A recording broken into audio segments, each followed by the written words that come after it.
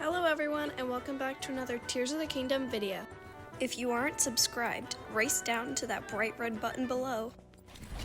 Anyway, I just got my hands on this newest Zelda game, and while it's amazing, I'm here today to pose the question. Is Echoes of Wisdom worse than Tears of the Kingdom and Breath of the Wild? So first, I should probably address the most obvious concern about Echoes of Wisdom. The cartoon style, resembling Link's Awakening, is nothing like the last two games we've come to know and love. While I don't have much of a problem with this new style, I know some people do. Another concern is that the fact that we can't really openly explore the world anymore. Obviously there's echoes, but aside from that, there's no way to climb cliffs.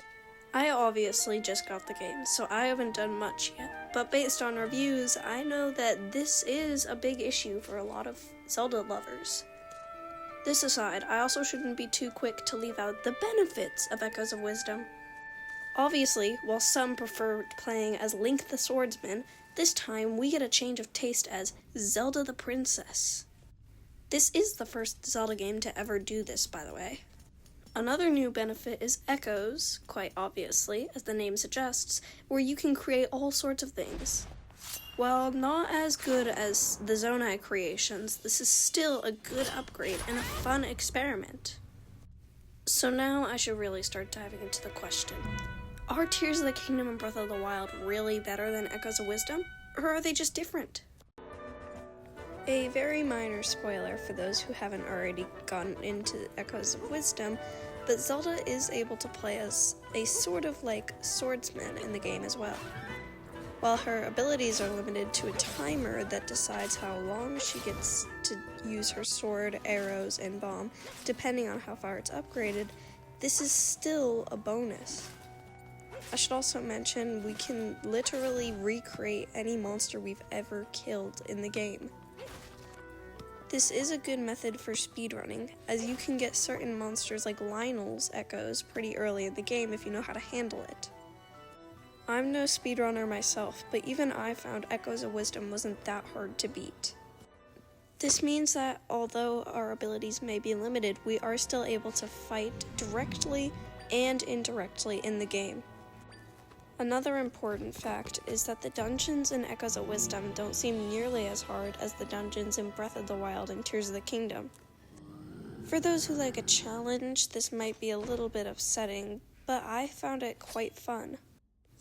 I'll admit, for the last two games, I had to do a bit of research on some of the riddles that were in the games. Some of my personal opinions about some things that could be improved in Echoes of Wisdom so far are very interesting.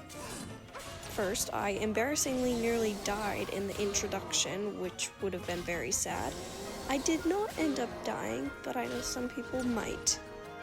This might discourage you from playing the game, and while I advise that you continue trying, they really didn't tell you how to use the new controls in the game. I also struggled with sometimes aiming my echoes correctly. For those of you who have already started Echoes of Wisdom and have some basic echoes, you might understand how big of an issue this could be. Seeing as you have very limited time with a sword, being able to aim echoes is a skill you'll want to be able to do easily, except it wasn't so easy. I also have issues with the new healing method. While you do have a literally portable bed that you can use as an echo anywhere, it's hard to do in the middle of a battle. As for actual healing hearts with food, you can only use smoothies now, which you can only get from smoothie shops scattered around the world that you can't make yourself. It also costs rubies to make smoothies, and while you can find them from cut grass, it originally drove me crazy that I had to spend my hard-earned rubies on food.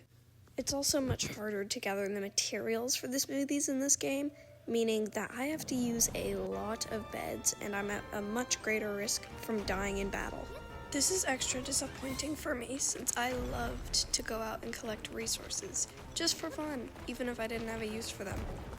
Despite all this, Echoes of Wisdom is still an amazing game in my opinion, but what do you think?